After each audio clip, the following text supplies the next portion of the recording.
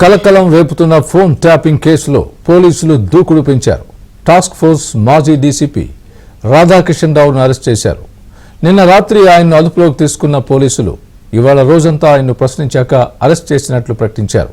ఆయన్ను రేపు కోర్టులో హాజరుపరచబోతున్నారు. టాస్క్ ఫోర్స్లో డీసీపీగా పనిచేసిన రాధాకిషన్ రావు హవాలా వ్యాపారులు కొంతమంది ప్రముఖుల్ని అక్రమంగా నిర్బంధించినట్లు కూడా నిర్ధారించారు.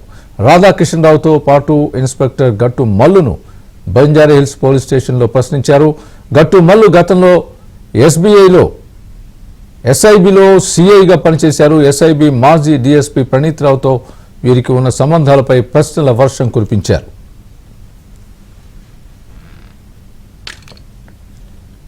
ఇదే అంశానికి సంబంధించి పూర్తి అప్డేట్ మా క్రైమ్ బ్యూరో ఇన్ఛార్జ్ వెంకట్ చెప్తారు.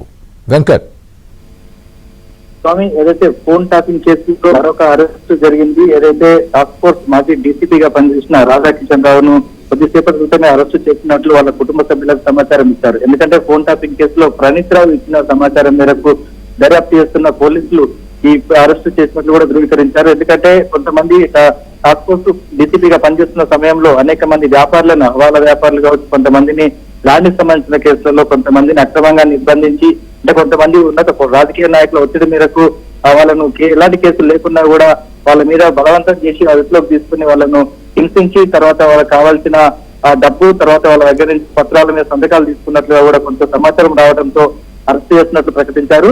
అయితే రేపు ఉదయం కోర్టులో హాజరుపరిచిన తర్వాత ఇతనిపై అంటే ఇప్పటి వరకు విచారించిన అభియోగాలన్నీ కూడా ఛార్జ్ షీట్ లో దాఖలు చేయనున్నారు. ప్రాథమికంగా కోర్టుకు సమర్పించనున్నారు. అవసరమైతే మరొకసారి కస్టడీకి తీసుకుని విచారించేందుకు కూడా పోలీసులు సిద్ధమయ్యారు. ఇప్పటికే దీనితో పాటు కవితలో ఉన్న గట్టుమల్లు ఇంకా విచారిస్తున్నారు. ఆయనకు సంబంధించి వివరాలు ఇంకేమి రాలేదు. అయితే ఇప్పటికే అరెస్ట్ అయిన భుజంగరావు తర్వాత తిరుపతిను ఈ రోజు కోర్టు 5 రోజుల కస్టడీకి అనుమతించడంతో రేపటి నుంచి 5 రోజుల పాటు కస్టడీకి తీసుకొని వాళ్ళని విచారించనున్నారు. వాళ్ళతో పాటు భుజంగరావు, తిరుపతితో పాటు ఇప్పుడు మాజీ డీసీపీ రాధాకిషన్ రావును కూడా కలిపి విచారించే అవకాశం ఉంది. అయితే ఇప్పటి కేసులో ఇంకా కొన్ని అరెస్టులు కూడా ఉంటాయని చెప్పి పోలీసులు చెప్తున్నారు. స్వామి, రైట్ వెంకట్, థ్యాంక్స్.